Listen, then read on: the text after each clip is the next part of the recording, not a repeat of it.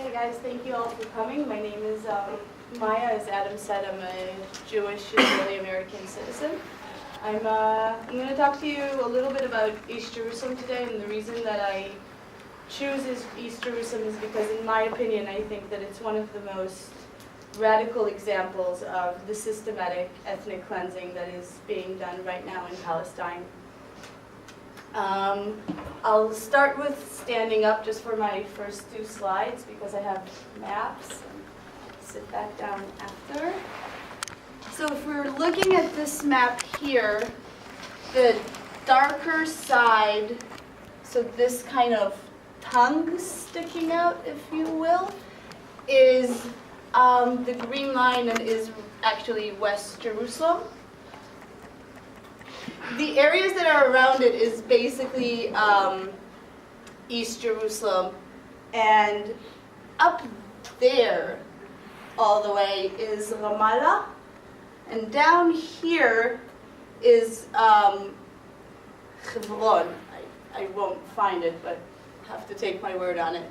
So really what we can see is that the area of East Jerusalem is kind of a connecting corridor between the north of the West Bank and the south of the West Bank.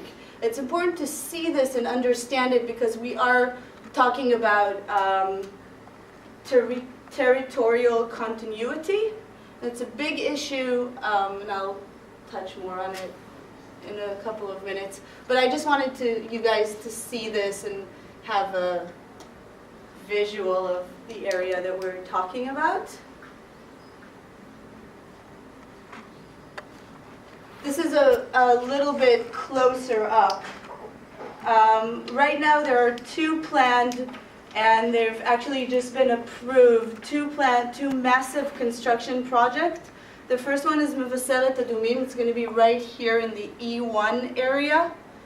And the other one is Givat Yael in southern Jerusalem. These two settlements have exponential significance for the political future of Jerusalem. And the reason is that if they are built, they will literally constitute a barrier that will separate the West Bank from East Jerusalem completely. And also the settlements in E1 will disrupt the continuity between the northern and the southern West Bank.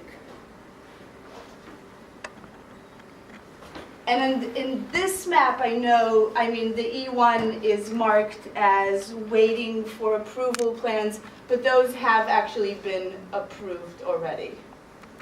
So in 1967, following the Six-Day War, Israel annexed East Jerusalem, giving its residents a status of permanent residency.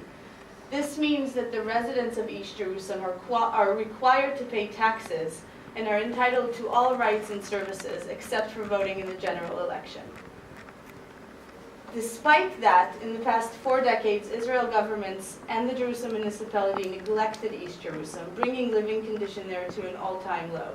There is a severe shortage in public services and infrastructures in East Jerusalem, including health and education, welfare services, postal services, water and sewage systems, and roads and sidewalks. So, with the annexation, Israeli law came into effect, including the absentee law. The absentee law says that any Palestinian not present in their house in the time of the occupation loses the rights for residency and any land or home she or he may have owned. This law was rarely used in the first few years, but in 1997 that changed, and the use of this law in East Jerusalem accelerated through the 1980s. Israel's governments have tried to maintain a Jewish demographic advantage, doing so by controlling the land. 30% of Palestinian land have been expropriated and used to build Jewish neighborhoods. Today, nearly 200,000 Israelis live in these neighborhoods. It's important to understand that when I'm talking about these neighborhoods, it's what we call in Israel consensus settlements. In Israeli public opinion, they are not regarded as settlements, and they receive a high level of legitimacy.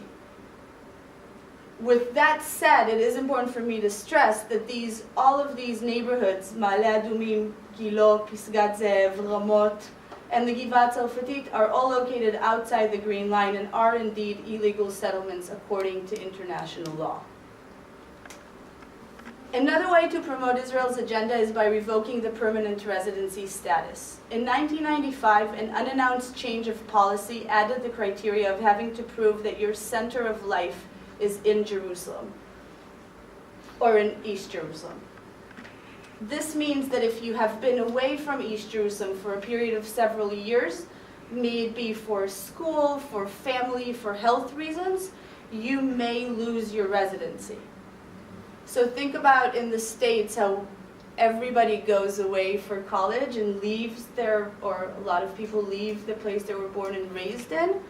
Imagine after 3 years not being allowed to come back to the place you were born and raised in because your center of life is no longer there according to this view.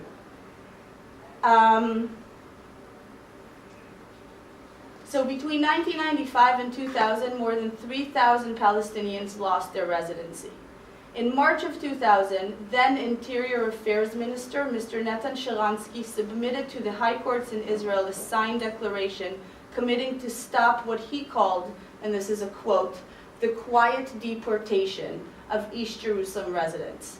This is, I think, the most blunt admission of Israel's planned agenda.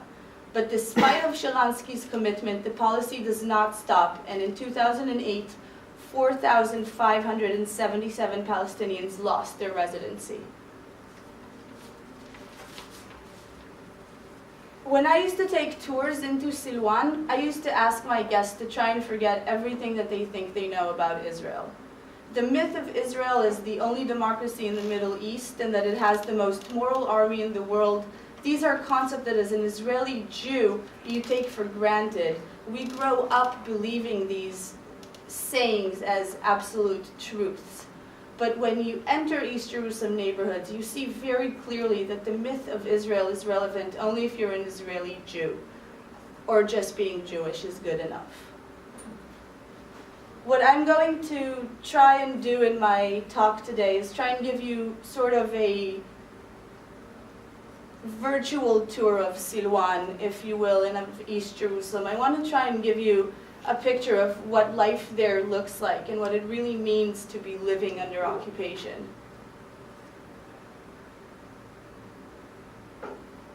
So Israeli policies have led to a severe socioeconomic deterioration in East Jerusalem.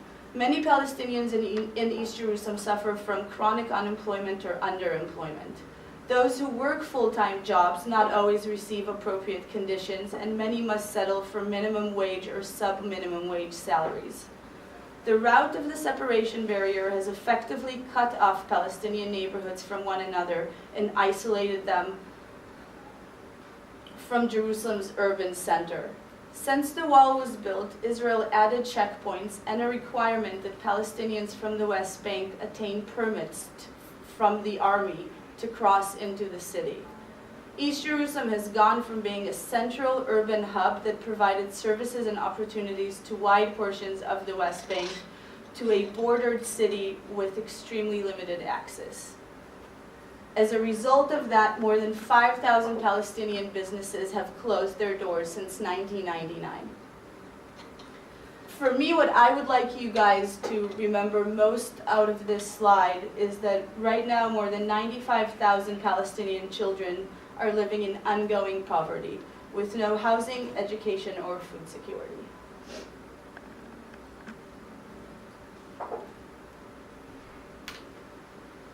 So, with no local outline plans for most Palestinian neighborhoods and villages, it is nearly impossible to get the needed permits and licenses to build homes.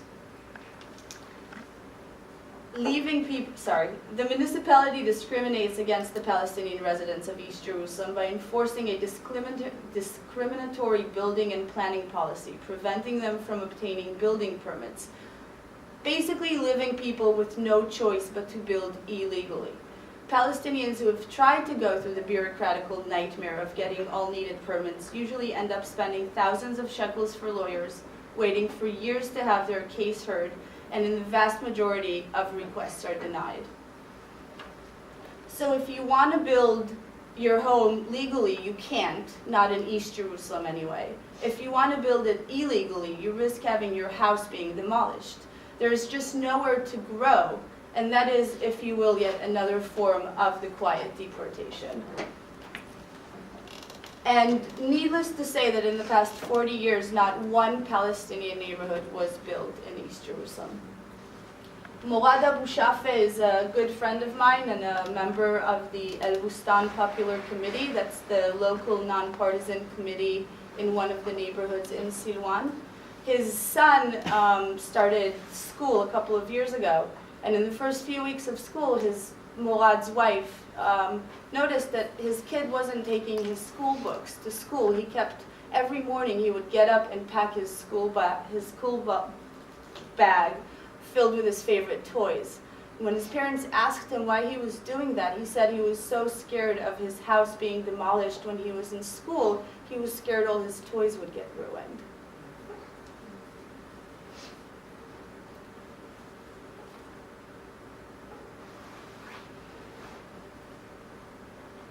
Israeli law entitles permanent residents to free education, but the shortage of some 1,000 classrooms leaves about 50% of East Jerusalem kids with no school that can take them in.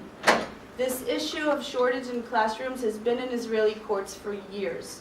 The courts ruled time and time again that the education department, along with the Jerusalem municipality, must provide adequate funds to solve the ongoing educational crisis in East Jerusalem. Both offices commit to doing something and then go on to doing absolutely nothing to solve this situation. This has brought to a point where 40,000 kids go to recognized yet unofficial schools that are run by UNRWA, the Waqf, and other organizations. And this brings to zero unity in the school system, no clear learning curriculum, and no cohesiveness in the level of knowledge or expectations. Many of these schools are run in private homes or different improv buildings. Most of them are unsafe buildings and don't have any heating or air conditioning in them. Another form of oppression is child arrests. And those are done mostly with the purpose of getting children to incriminate other children or adults from their villages or neighborhoods. Child arrests are often done at night or in the middle of the day. Kids are being either taken from their beds or taken from the middle of the street when they're walking home from school. They get put on an army jeep and taken into interrogation, often with no parents or lawyers around.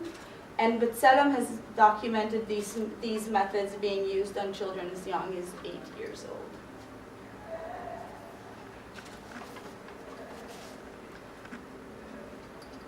East Jerusalem residents are required to pay taxes like all city residents. However, they do not receive the same services.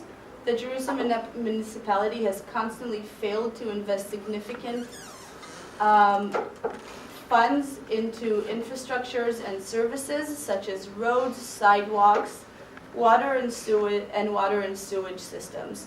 Another thing about East Jerusalem neighborhoods is that because there are no outline plans for those areas, there's never been street names given to a lot of, or some of the streets.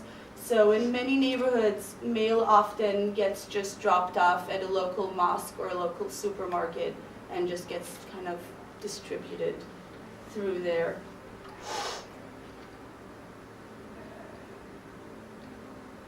Less than 10% of the municipality's development budget for 1999 was allocated for Palestinian neighborhoods, although the population there represents a third of the city's residents. The lack of investment has left infrastructure in East Jerusalem in a deteriorated state. And again, when I say, like, when we walk into Silwan and it's very evident, it's something that strikes you right away. You just don't have sidewalks. There's not enough garbage cans, and garbage doesn't always get picked up. So those are things that are just very vivid as you walk into East Jerusalem.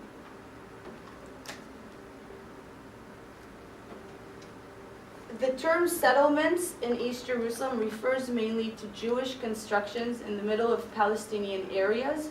when the construction is not a direct and open government initiative. When talking about East Jerusalem settlers, it's important to understand this is very different from the mainstream thousands of people settlements that I mentioned before. East Jerusalem settlements are often as small as 1 or 2 people, usually in their late teens or in their 20s. And when these 1 or 2 people move into an apartment or a house in a Palestinian neighborhood, they bring with them a border police unit that will be assigned to their roof, a private security company, and a police jeep patrolling the area 24/7.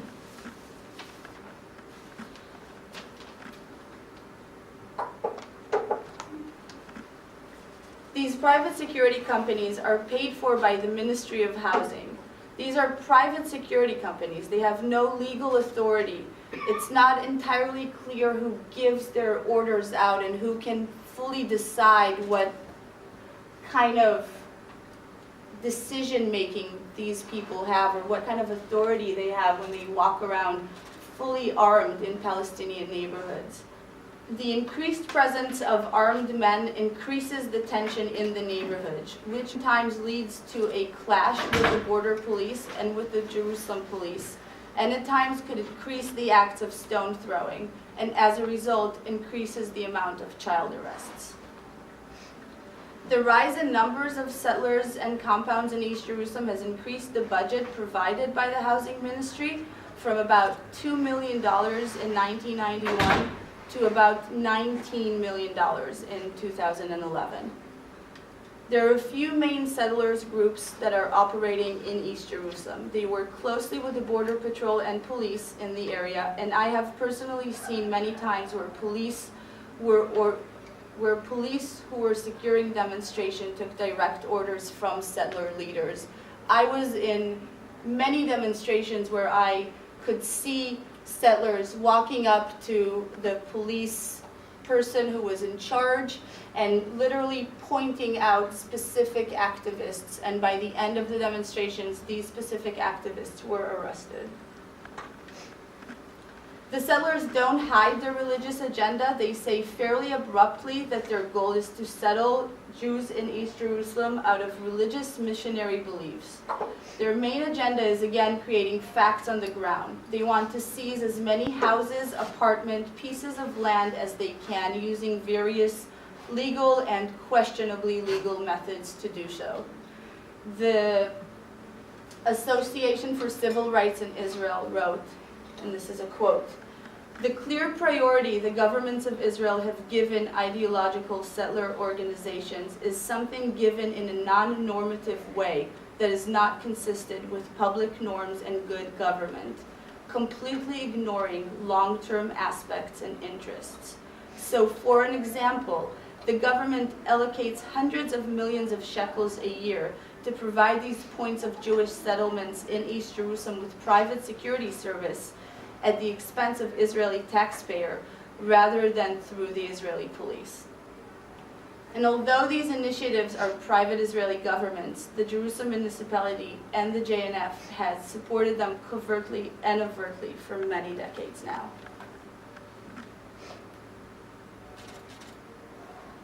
The links that I have here are links, some of them I used as references in my lecture. Silwanik, the first one, is a local website that is very much worth checking out. Thank you. Thank you for that great presentation. Makes my job easier, kind of following up, seeing what that looks like, because I think we can take what's happening in East Jerusalem and extrapolate it to the rest of Palestine. And I'm going to talk about that in a little bit, but I just want to start off first by just talking a little bit about myself and my story. My name is Wa'il Asadi. I was born in Damascus, Syria, and moved to the United States at the age of 6, moved to New York, lived there for a year. on to Chicago and so on. My grandparents were actually both born, both sides of my grandparents, my mom's and my dad's, were born in Safed, which is in the northeast of Palestine, inside the Green Line now. It's near the Golan Heights. Sorry, I'm gonna give myself a bit of a clock here because I tend to ramble and we don't want that to happen. Soon you'll hear about my life and you'll hear nothing about the BDS movement. But that's where both sets of my grandparents are from, in the city of Safed. In 1948, they were forced from their homes at gunpoint. Like many of the people in the city, they had an hour to clear out of Safed and basically take whatever they had, whatever they can grab and leave. At the time, my grandma was 13 years old. This is on my mom's side, the side of the family that I'm more familiar with. And my grandfather happened to be in Egypt. He was studying in Egypt and at the university in Cairo. And basically, my grandmother tells me the story. If they were forced to, grab their stuff and leave, and they had to walk to the border, and they had to walk to the nearest border to Lebanon. And from there, they were able to finally take buses that took them. And all the time they thought they were going to be returning to their homes. And now my grandmother is a refugee a second time because she ended up in Damascus, Syria, and now at the age of 76 is a refugee here in the United States again, forced from her home for the second time. My grandfather had after the Safed had been ethnically cleansed of its Palestinian population, went back after finishing university to Damascus, where my family was now based.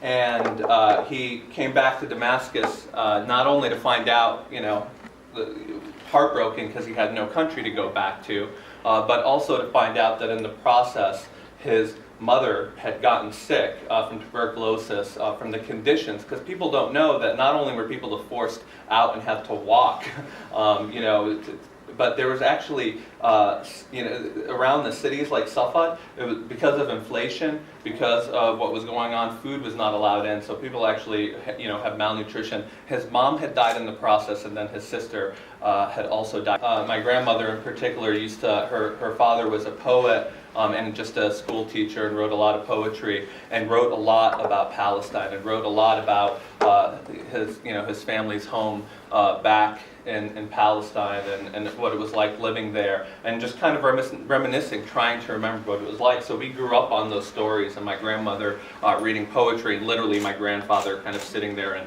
and crying. So I had a sense that I was Palestinian, that there was this place called Palestine, but I was pretty well adjusted, if you will, in the United States.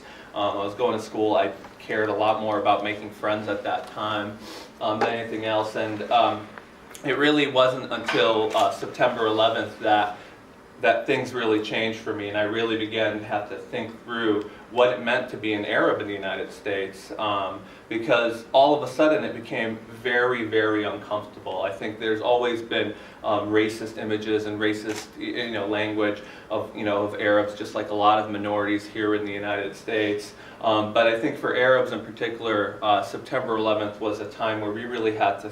I remember a few days after September 11th, literally thinking to myself, "Am I going to be able to actually continue living here, or are we going back to Syria?" I lived in Tempe, Arizona at the time, and a person had gone out to the gas station there, and I'm taking folks back a little bit, it's crazy to think about it, but had gone to the gas station and shot a Sikh man 2 blocks from where I was because they mistook him for a Muslim.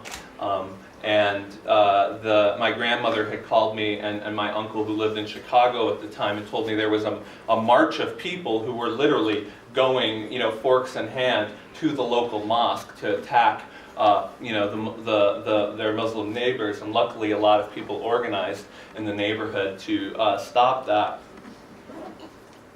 And it was really that made me begin to think about what what it was to be Arab, what it was to be Palestinian, and really dig into the history and look back and read a lot of Chomsky, read a lot about Edward Said, read, all the books that I think a lot of people in this room read, to really begin to realize what, how this was connected to what I was facing here. And by 2007, I decided I needed to go back.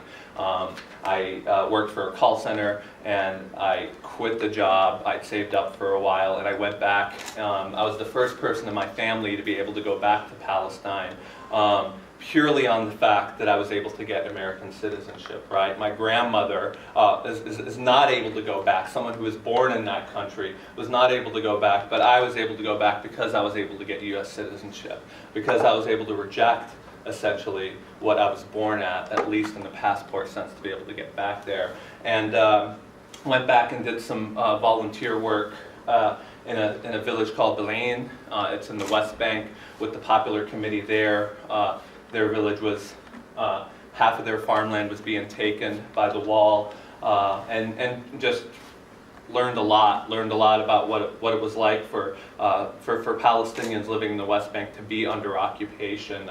We were in a summer camp with a bunch of students from Birzeit University, which is a university in Ramallah, and it was a mixture of international students, so kind of like, with Americans, Europeans, some Arab Americans like myself, and then the Palestinians from the West Bank, and we'd go on these on the bus tours for them to show us what it was like down in Hebron, what the occupation looked like there, and what was what should be a half-hour drive turns into a 3-hour ordeal because the bus is being stopped. And you begin to sense the racism when every single Palestinian is pulled off of that bus and made to sit on the corner and is humiliated. And then you begin to see the differentiation, right? You see the French and the Americans with Anglo names being left alone. Yeah, thanks for, you just kind of show your passport. And then, I'm in the awkward situation where I have an American passport, but I have a name with Wael Muhammad al-Asadi,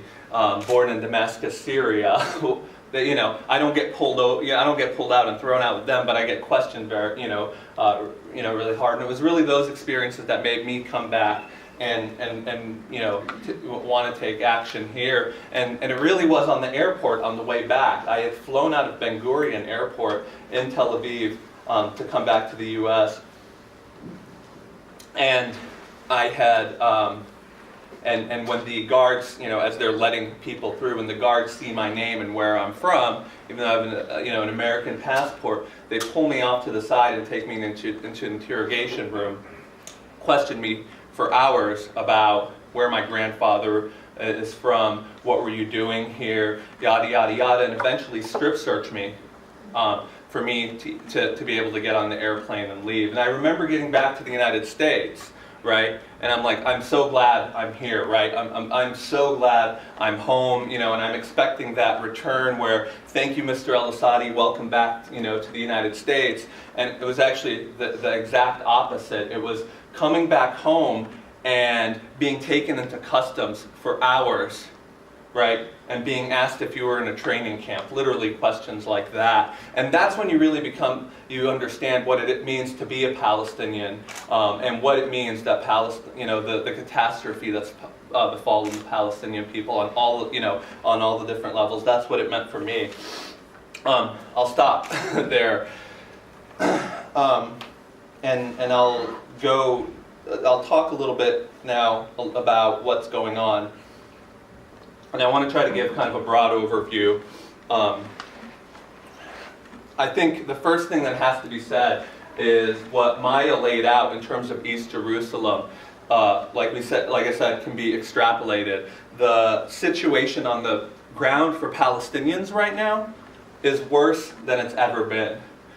In the West Bank, the settlements have expanded to the largest number that's ever been.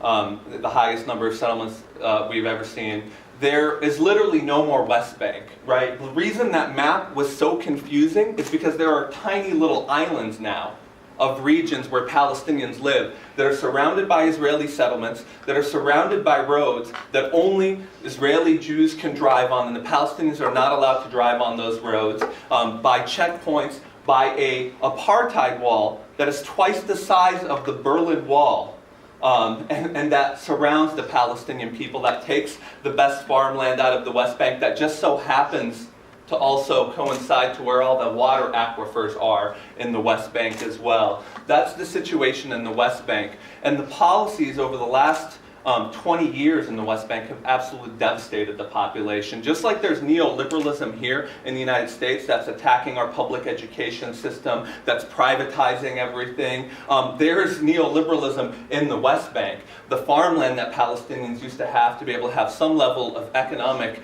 self-determination that allowed them to do something like the First Intifada, this has been privatized at this point. A lot of it, and Palestinians are more and more economically reliant on the Israeli regime, on the World Bank, on aid from Europe, and of course all of that aid is based on whether the Palestinians continue to follow the line. So I'll just give a quick example. When I was there in 2008, Salam Fayyad, who was the finance minister at the time, I think, who was a favorite of the United States and the Palestinian Authority, had come to a conference, and he had said some very basic things. This was a conference called the Nonviolent Coordinating Conference inside of Bilain. They hold it every year. And he just simply made a very mild criticism of the Israeli government. And within 2 weeks, the funding, because Israel's able to control all the import and export and taxes that the Palestinians have, was cut off and forestalled to the Palestinian Authority, so they weren't able to pay their teachers. That's the kind of control that the Israeli state has over the so-called Palestinian Authority. It's actually carrying out now Israel's policies in that area.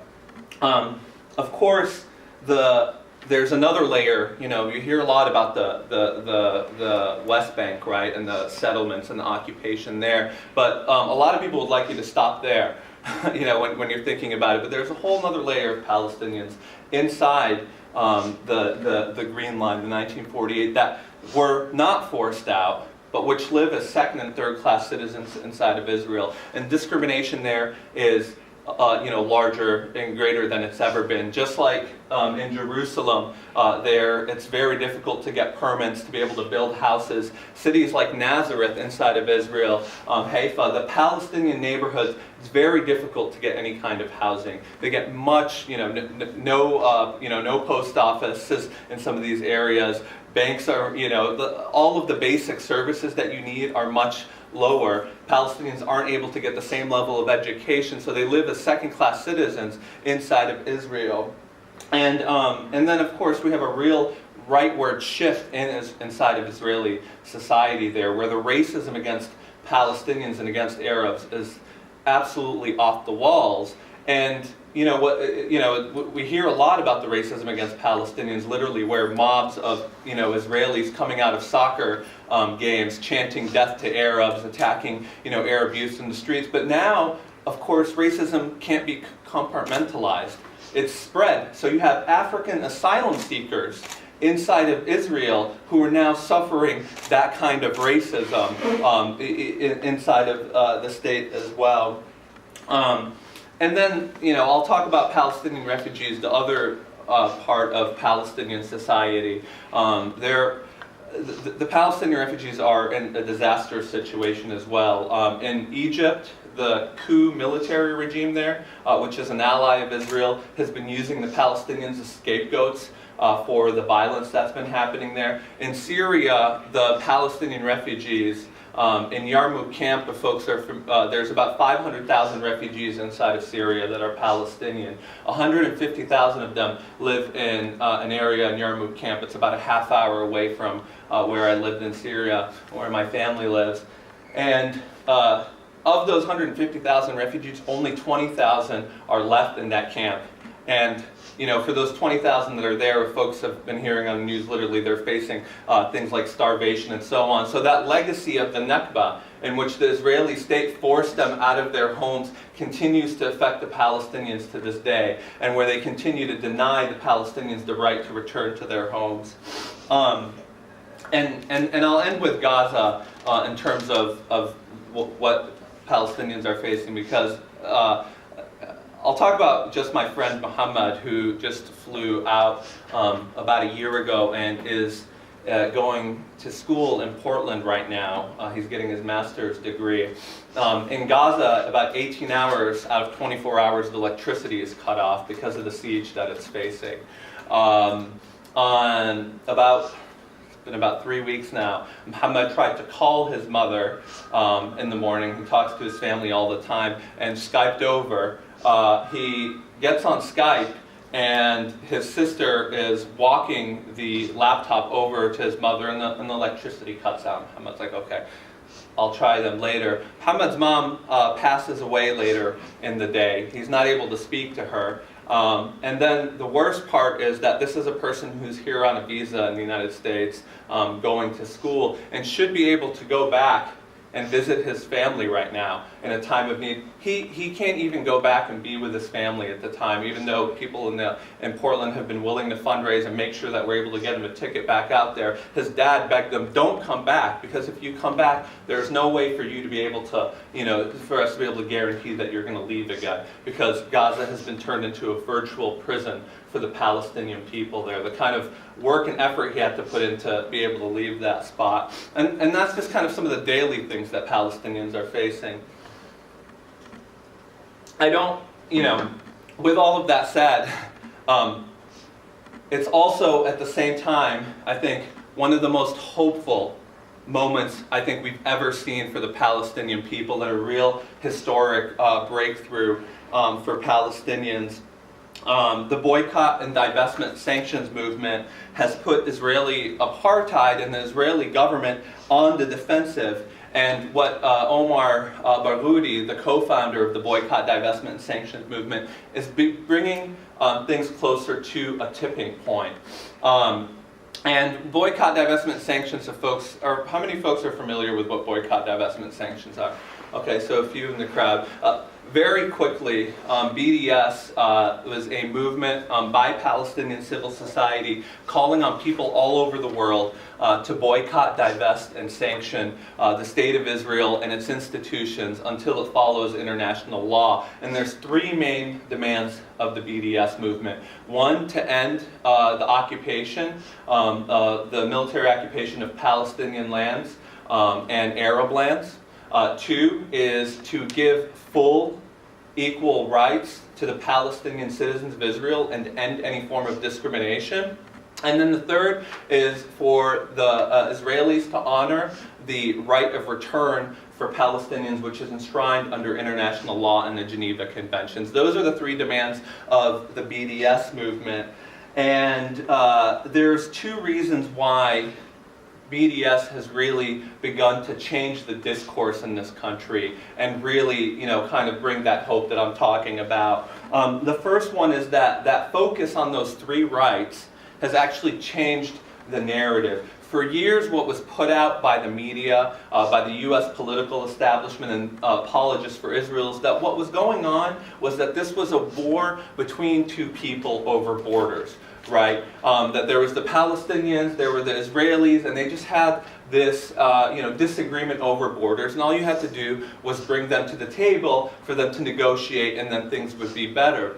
But what the three demands have actually shown is flip that narrative on its head and shown that what is actually going on is a situation in which the Palestinian population, the indigenous population in the region, has been colonized and oppressed by a colonial settler state, Israel, that has historically been taking over their land, denying them their rights, forcing them from their country. And it's really been able to flip that narrative and focus it on those rights that are enshrined in international law.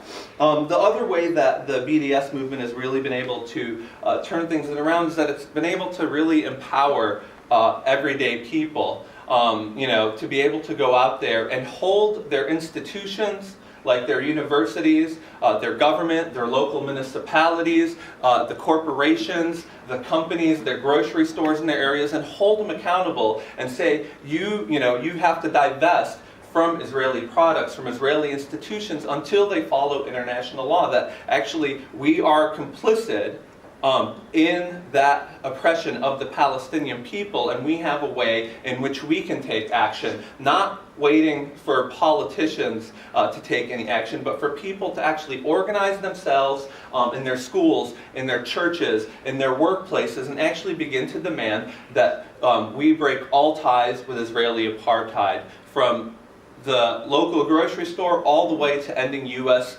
Military, political, and economic support for the government. And that has been a complete change. And of course, that is the kind of change we want with everything, right? Anytime we wait for for politicians to take any action, it doesn't happen. I think more and more we're realizing with the Occupy movement that came up, with people that are struggling now to end the testing in schools that students are facing, regular and everyday testing that they're facing. This is all this the fight for 15, retail workers and fast food workers who are fighting for an increase for their wages. This is all happening at the grassroots levels by people, and this is what the BDS movement has been able to do, to bring that that type of action to advocacy here in the United States and around the world for the Palestinians.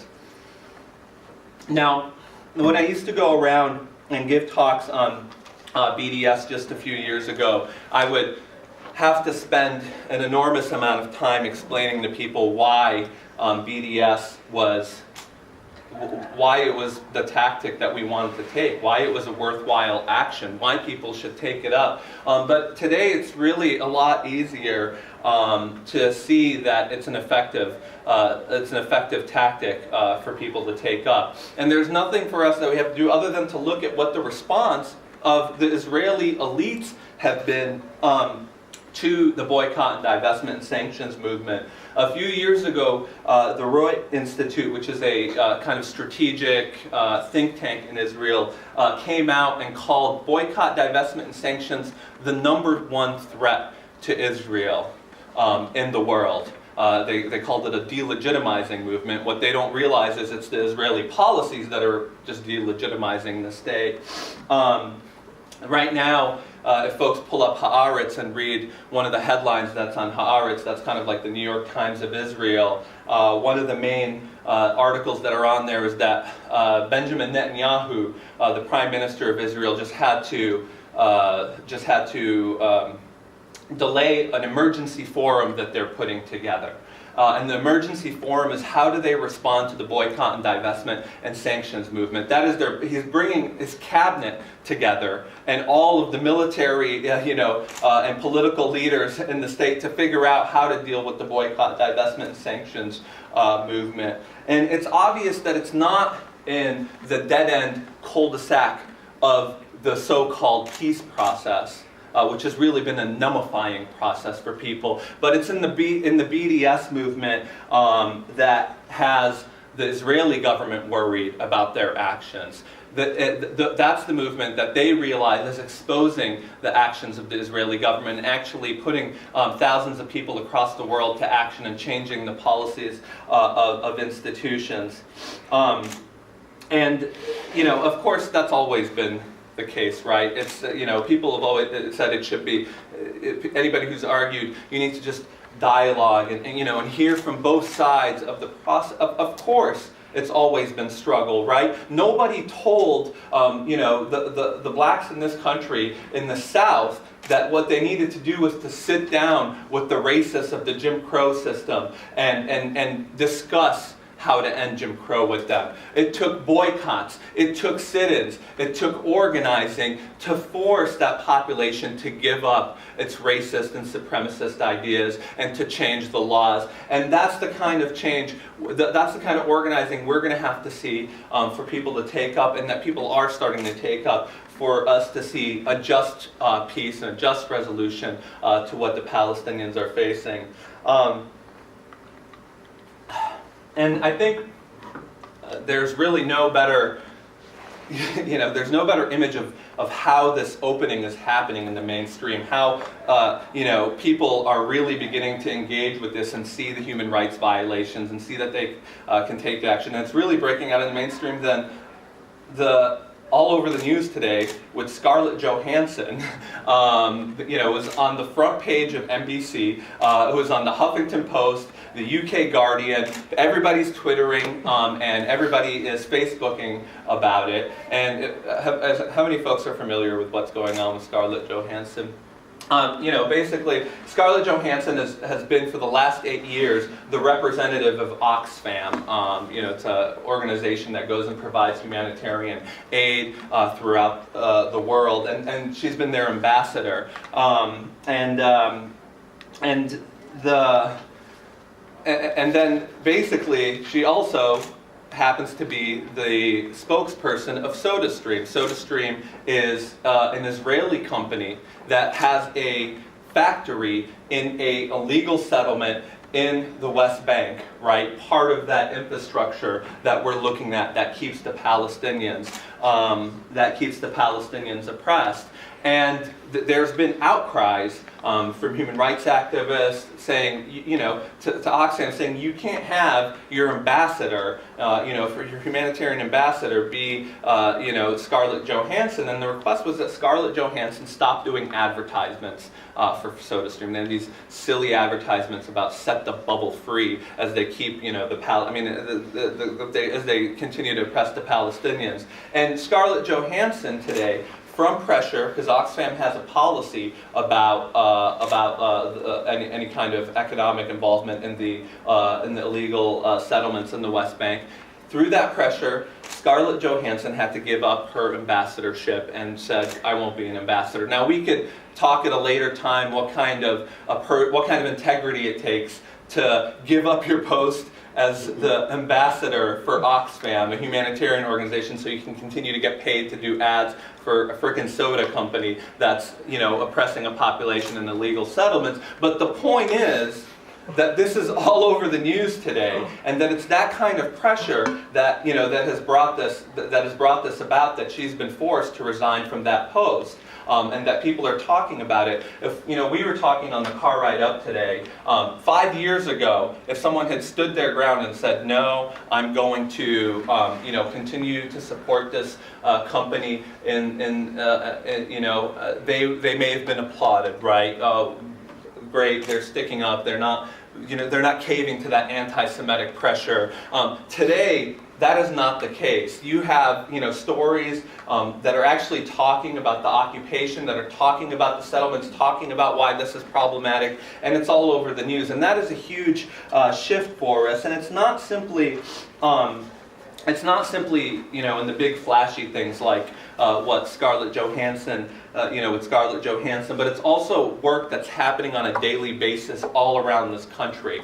In the churches, we see more and more churches that are either divesting from Israel or that are in the process, and that people are working on the ground to actually get those, to get that kind of divestment happening. A Dutch pension fund actually just divested from 5 Israeli banks. This is not just a symbolic victory in the political or ideological realm. This is an actual, real, concrete economic blow that Israel is facing for its continued apartheid policies. And I'll very quickly, because we are on campus, talk about the campus divestment movement. And I think there's a huge amount of potential on campuses because many of our institutions are invested in companies and corporations like Caterpillar, for instance, who builds a bulldozer with bulletproof and small slits on it, and then allows machine gun turrets on it, so that the soldiers who are just demolishing Palestinian homes can be protected during that process. Companies like that, and in the UC system down in California, they've been able to get 5 out of the 7 UC campuses to actually have their student senates pass divestment resolutions. And they've done this by talking about what's happening in Israel, talking about the Palestinian refugees, but also connecting it to the struggles of other people that are oppressed in this country. And it's not just simply a kind of an abstract principle struggle, right? The Palestinians are facing racist oppression. We have a black population here in this country and a Latino population that faces racism every day, stop and frisk, a prison system in which we literally have more black people in prison today than were slaves in the 1800s. We continue to have that in this country today. And those connections are being made, but they're also being made concretely in the sense that the same company that built the apartheid wall in the West Bank is also involved in building and helping design the security system on the racist wall with the border of Mexico. Those connections are being made. They're also making connections in the fact that Israel and the pro-Israeli lobby brags about the fact that since 2002, it's brought 10,000 officers to Israel to train them in advanced techniques, right, for urban policing. We know exactly what kind of training they're getting, that they're bringing back and that they're using on our brown and black communities here to oppress them and for the harassment of Muslims in this country. So they're making those kind of concrete connections and building coalitions that have been successful in winning these kind of divestment resolutions on campuses. Of course, they've been non-binding because the university administrators and the presidents are absolutely complicit in this and have rejected and denounced the divestment. And I'm going to finish in just a little bit here, if that's okay. But I'm going to move real quick and talk about one other divestment, part of divestment that I think is really crucial, and that's actually also on campuses, and that's through academia. Something that used to be taboo, right? For years in this country and on campuses, to bring up and to stand up in class as a professor and tell the truth about what the Palestinians are facing, or actually, God forbid, to take a stand on it, would have had a witch hunt for you. You would have lost your job. Literally, there was censorship on campuses for people to speak up about what's going on. But today, we have many associations that are beginning to support the academic boycott of Israel. The Native and Indigenous Studies Association, which would know a little something about what it means to be an oppressed indigenous population, voted to join the boycott of Israeli universities. The 27,000-member Modern Language Association, the MLA, I have to say, I had always thought of just the MLA as like the worst thing, because I always associated it with how bad I was at writing papers and then citing things. But they passed a narrow margin, but a resolution criticizing Israel for restricting the right of U.S. scholars to enter the West Bank to work at Palestinian universities.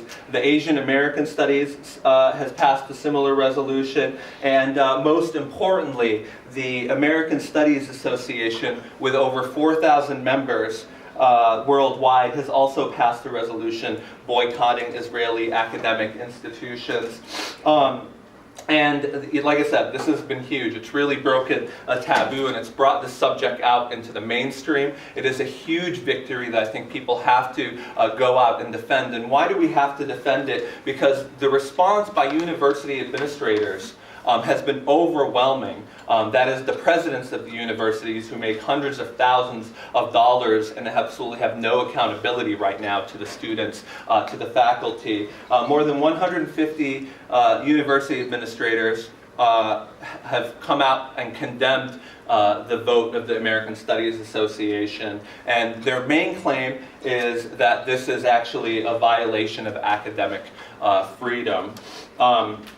But the ASA's resolution violates no one's academic freedom. The resolution is directed only at Israeli institutions, not individuals, and has no bearing on research or scholarship. As the American Studies Association has written, the boycott is limited to refusal on part of the ASA in its official capacities to enter into formal collaborations with Israeli academic institutions or with scholars who are expressly serving as representatives or ambassadors of those institutions, such as deans, rectors, presidents, and others.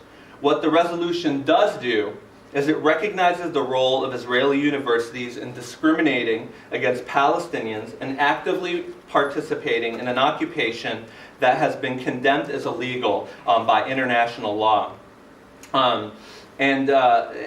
Just to list a few examples of the way in which Israeli universities are actually complicit in the occupation and in the apartheid and oppression of the Palestinian.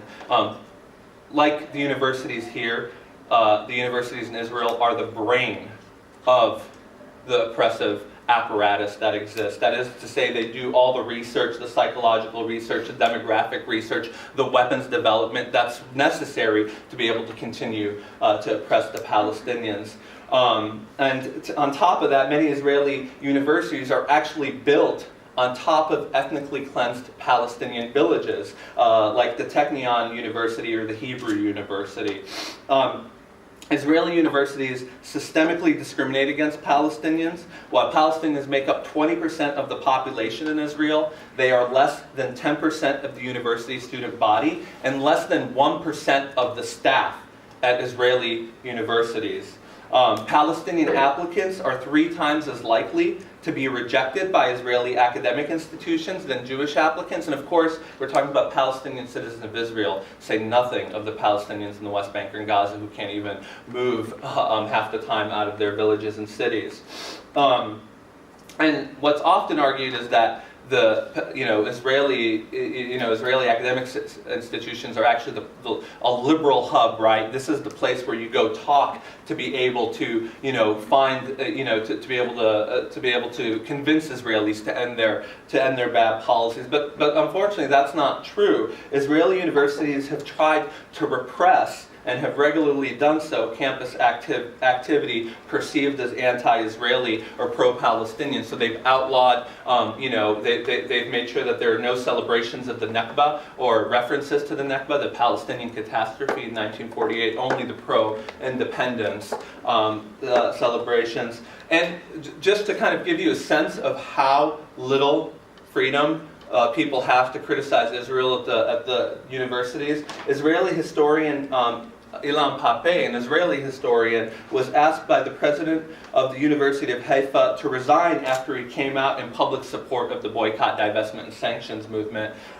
Pape instead decided to leave than to do that. But this is an Israeli historian critical of the Israeli government and the false narrative, comes out in support of BDS and is asked to resign his post.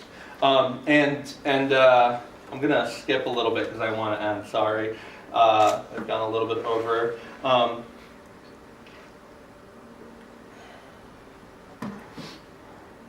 So I'll real quick just say, it's no coincidence for us here at universities, and it's not a surprise that administrators would ignore kind of the sentiment of a lot of students, and ignore these facts and simply try to go out and speak on behalf of the university campus.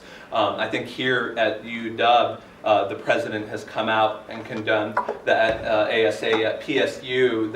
I'm an alum of Portland State University. The president has come out and condemned the American Studies Association, said he's going to increase support for Israel. But it took administrations 10 years in the case of South African apartheid to actually be forced into divesting their universities from that historically ugly form of racism. As Omar Barghouti said, the university presidents are part of the 1%. We cannot rely on them. It's going to be it's going to be students, it's going to be faculty organizing, pressuring these faculty to come out. Not to say anything about the fact that they've been completely unaccountable to students as tuition continues to increase, right? As they continue to privatize more and more of our universities. So it's obvious, I think, that we have to continue to organize to do that. And I think, just to throw out there, I think it's absolutely critical for, folks to really, stand up and sign any kind of resolution. If Super has one here, there are a lot of resolutions out there in support of the American Studies Association. If you're on campus, if you're part of a student group moving forward. And then I think we also want to continue to build on the success of the UC California students who've been able to win those divestments. There's a huge opening, like I've said, and a lot of students out on campuses are open to a lot of these ideas.